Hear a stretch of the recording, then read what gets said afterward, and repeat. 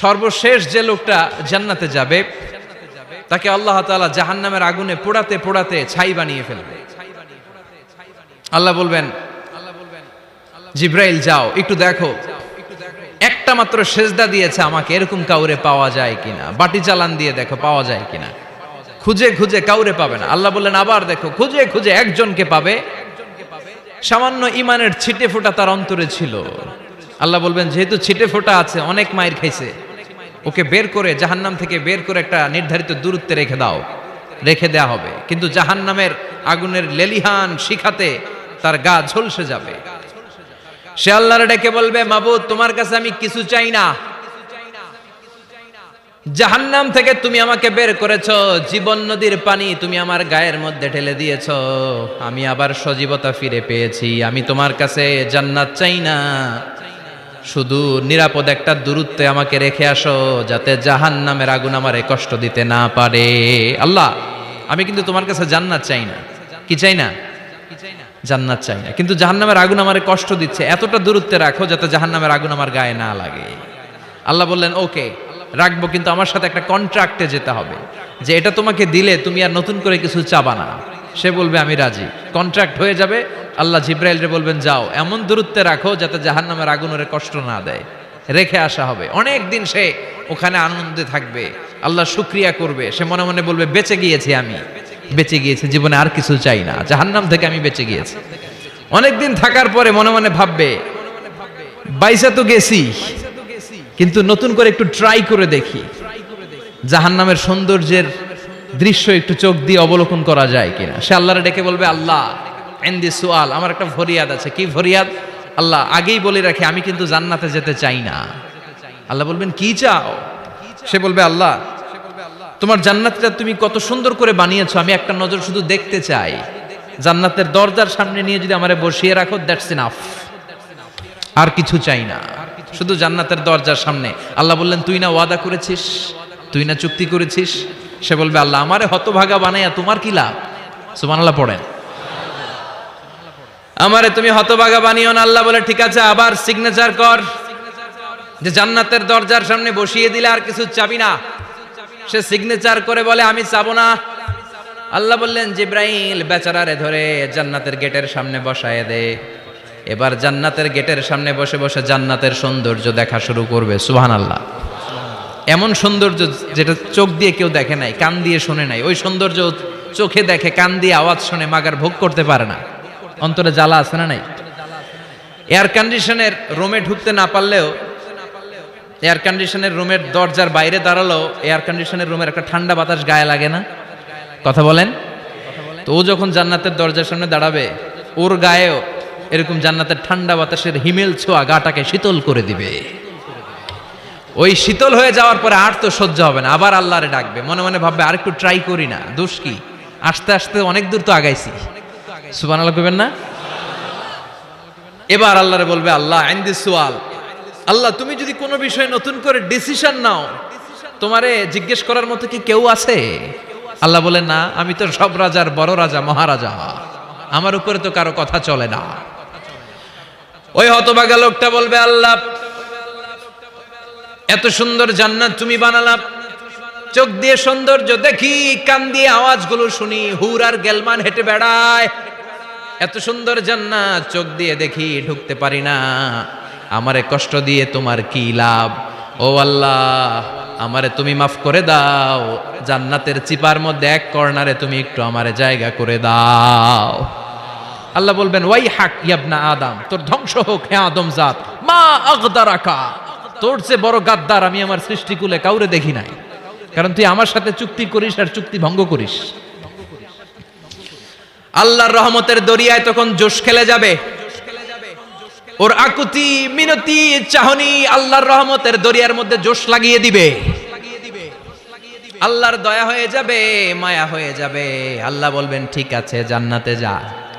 লোকটা এবার এক দৌড়ে জান্নাতের ভিতরে ঢুকে যাবে। লোকটার দৌড় দেখে আবার লোকটারে আল্লাহ ডেকে বলবে একটু দাঁড়া, একটু দাঁড়া, জান্নাত তো দিছি, তো দৌড় দিলি কেন? সুবহানাল্লাহ কইবেন না? লোকটি বলবে আল্লাহ প্ল্যান তো আমি কম করি নাই, এত চেষ্টার ফলে আমি আসতে পারছি, আবার যদি তুমি বাইর করে দাও, এই জন্য এক দৌড়ে এমন চিপার মধ্যে লুকামো যাতে তুমি আমার না দেখো।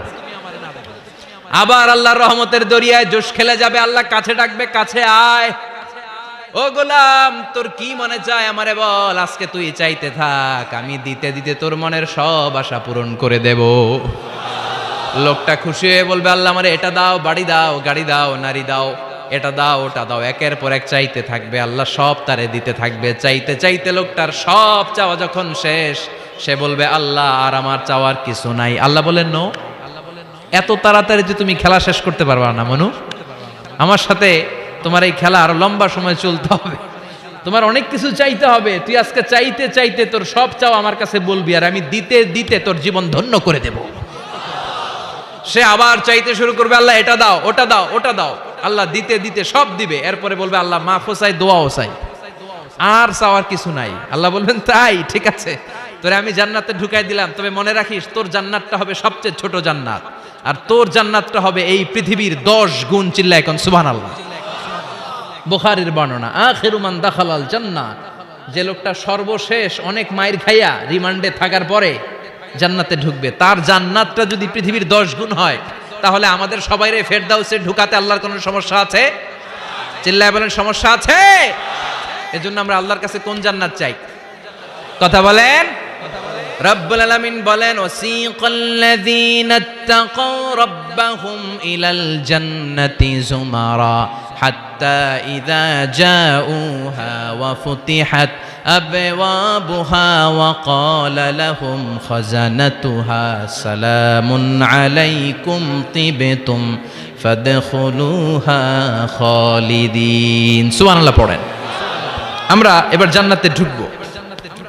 সব জান্নাতীদেরকে নিয়ে আল্লাহ তাআলা বলবেন, ও ফেরেশতারা, আমার জান্নাতীদেরকে তোমরা ওয়েল রিসেপশন দিয়ে, রেড কার্পেট রিসেপশন, লাল গালিচার সংবর্ধনা দিয়ে জান্নাতে নিয়ে যাও।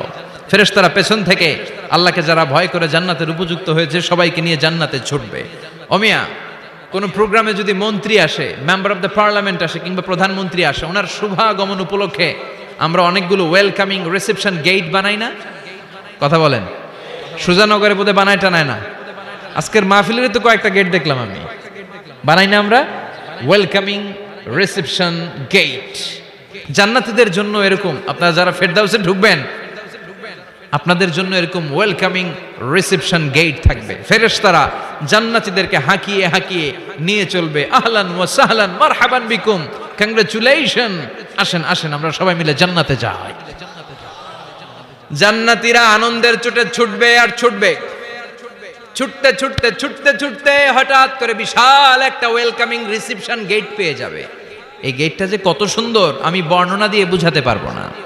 এই গেটের আশেপাশে ডানে বায়ে থাকবে অসাধারণ পরিবেশ, ফুলের বাগান, নাজ নেয়ামতে ভরপুর, রিফ্রেশমেন্ট, ফুড আইটেম, খাবার দাবারে ভরপুর, এত চমৎকার জায়গা। এই জায়গাটারে জান্নাতীরা দেখে জান্নাত মনে করে ওইখানেই বসে যাবে।